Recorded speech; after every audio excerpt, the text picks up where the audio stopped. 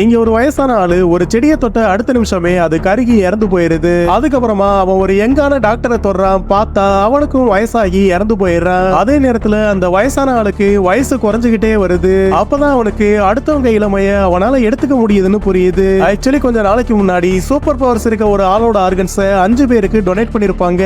அந்த 5 பேருக்கும் 5 விதமான சூப்பர் பவர்ஸ் கிடைச்சிருக்கும். இப்ப அந்த விஷயம் தெரிஞ்சதுமே அந்த வயசான ஆளு மிச்சம் இருக்க 4 பேரோட பவர்ஸையும் அவனையும் எடுத்துக்கணும்னு முடிவு பண்றான். அதுக்காக அவன் முத ஆளா ஹீலிங் பவர் இருக்கவனை கடத்திட்டு வந்து அவன் இளமை எடுத்துக்கலான்னு ட்ரை பண்றான். ஆனா அதுக்கப்புறம் தான் தெரியுது அவன மாதிரியே பவர்ஸ் இருக்கவங்க இளமைய அவனால எடுத்துக்க முடியாது. சோ அவனுக்கு எந்த ஆர்கனை டொனேட் பண்ணாங்களோ அந்த ஆர்கனை எடுத்துடலான்னு முடிவு பண்றான். பார்த்தா ஆர்கனை மாத்தி வச்சதுமே ஹீலிங் பவரால அந்த வயசான ஆளு ஒரு சின்ன பையன் மாதிரி மாறிடுறான். அடுத்த நாள் அவன் கடவுளை காட்டுறதா சொல்லி நிறைய மக்களை ஒரு அரங்கத்துக்கு வர வைக்கிறான். அப்ப இங்க இருக்க ஒரு சோறுல அவன் பழைய உருவத்தை பெயிண்டிங்கா வரைஞ்சிருப்பாங்க. அதை பார்த்து கடுப்பானவன் வேகமா பறந்து போய் ஒரே பஞ்சில அந்த சோறையே உடைச்சிடுறான். அங்க இருந்த எல்லாரும் அதை பார்த்து பயந்துடுறாங்க. அப்ப அவன் கேஷுவலா ஒரு கால் குணமான ஆளுகிட்ட நடந்து போறான். பார்த்தா அந்த ஆளை தொட்டதுமே அவன் கால் ஹீலாகி அடுத்த நிமிஷமே அவன் எந்திரிச்சு நின்னுறான். அப்ப இங்க இருக்க எல்லாரும் என்ன நடக்குதுன்னு புரியாம யோசிச்சுட்டு இருக்கப்ப அவன் ஒரு சின்ன பொண்ணையும் ஹீல் பண்ணிடுறான். உடனே கூட்டத்துல இருந்த ஒருத்தன் சட்டையை கழட்டிட்டு தீக்காயங்களோட அவன் முன்னாடி வந்து மண்டி போட்டு உட்கார்றான். பார்த்தா அவன் தொட்டதுமே அந்த காயங்கள் எல்லாம் காணாம போயிருது.